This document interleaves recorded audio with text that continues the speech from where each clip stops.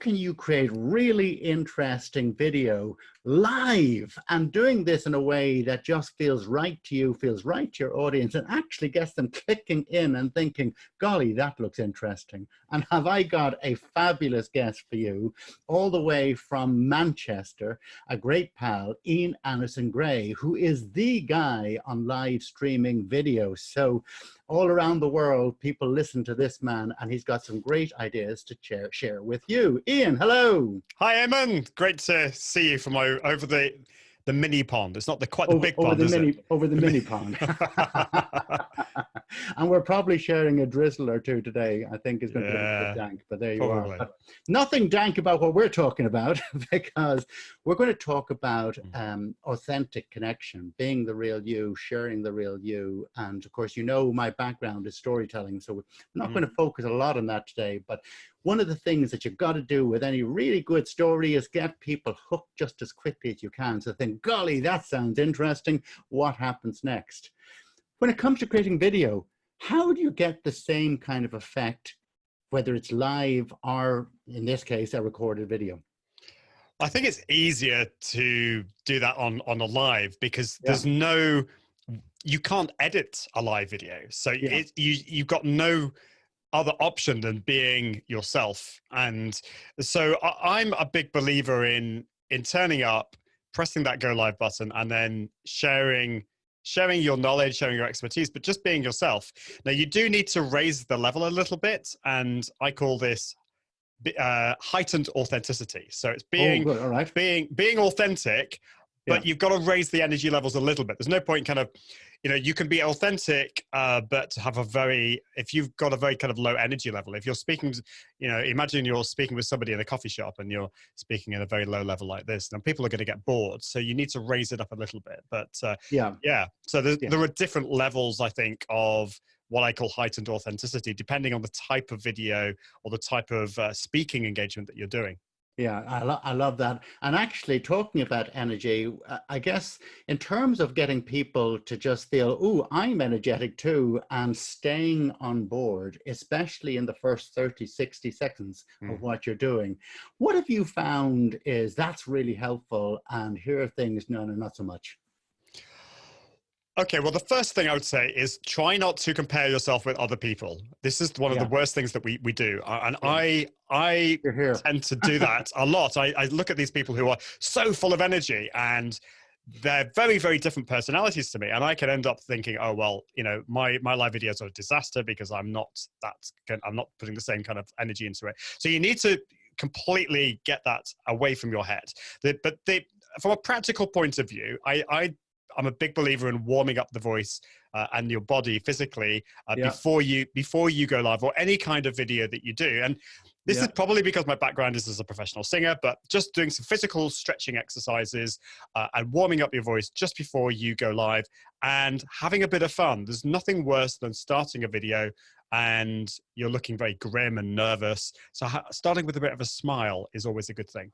Yeah, I think that's right. And actually, folks, one of the things that both Eamonn and I do now, he's a much better singer than I am, is we start off with a thing called motoring.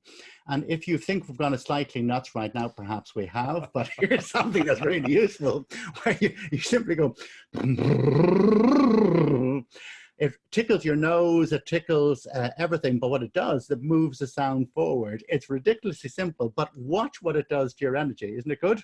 Oh, it's great. It really, and it also helps with the pitch of your voice, because again, another thing that people tend to struggle with is sounding like they're speaking on a monotone. So they end up speaking like this and you end up falling asleep, or you sound like a robot. So doing those kind of motoring sounds and going up a pitch is really good.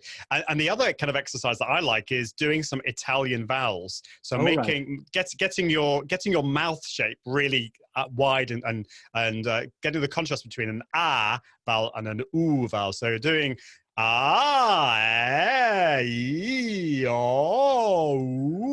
again, really silly exercise. People are going to think we're nuts, but they're really good. And the great thing is that at the end of it, you'll probably feel a bit of an idiot doing these, but you'll probably start laughing and smiling just before you go press that button. And that's always a good thing, isn't it? Yeah, 100%. Yeah. Now, speaking of getting people all bothered and excited, as opposed to trying to be safe, because I think sometimes when people make video, and this is kind of the corporate element, I don't want to mess up and what have you. For people who are trying to get it right versus connect, what are your observations about that? What little gems could you share with folks?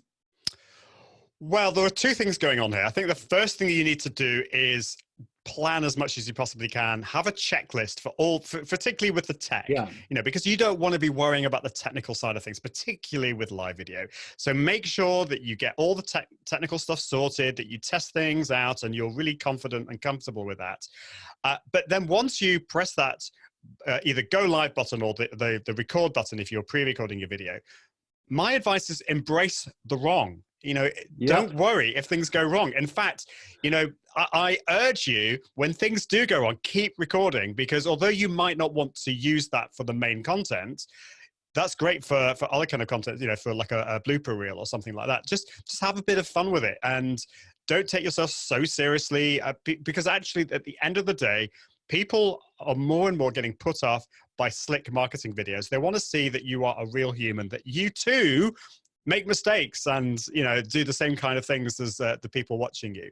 So I definitely say embrace the wrong. If you stutter over your words, or I don't know, the kids come in the room halfway through, keep recording. Yeah, I think that's great advice. And actually, just thinking about keep recording, of all the kind of bloopers and things that you've had over time where you said, geez, Louise, what do you like? What are the ones that especially come to mind, or does anything come to mind? But in particular, what do you remember thinking about it then, but actually realizing afterwards? Well, there were a lot of technical problems back in the day. I mean, sometimes the audio wouldn't. I forgot to switch my microphone on, so I was getting all animated like this, and no one could hear me. So there's those kind of things. Or the internet went kind of halfway down, went down halfway through. There was one time when I was doing a live video in my office, and I managed to find, would you believe it, a tidy part of my office. All right. I started to record, and then towards the end, I was about to press the end broadcast button. It had gone really well, and unfortunately, I pressed the flip camera button, only to reveal my messy office. So there are those kind of things. Or a friend of mine, Janet Murray, she doesn't mind me repeating this because she often talks about it, but she forgot to press the end broadcast button on one of her live videos, and she ended up eating her lunch live on camera.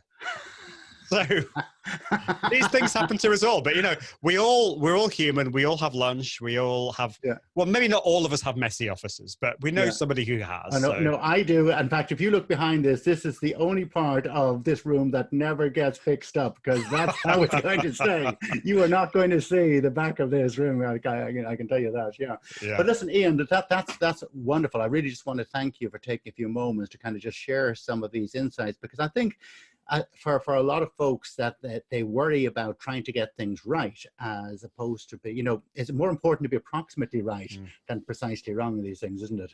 Oh yeah, and the thing is, it can be a paralysis. If you think about all the things that you're going to do wrong and you stop, you'll never get anything done. If you're trying to be perfect, you'll never do it. So just make sure that you just keep going. The first few videos that you do are going to be awful anyway, so you may as well just embrace that. And over time, you'll get more confidence. That they'll never be perfect, but you'll be more comfortable with the wrong and the imperfections. Fantastic. And I will, incidentally, folks, I'll put down an URL where you can go and visit Ian, because he has so much wonderful advice, and he really is the guy on live stream video. So thank you so much, Ian. Thanks, Eamonn. It's great to be talking to you over the little pond.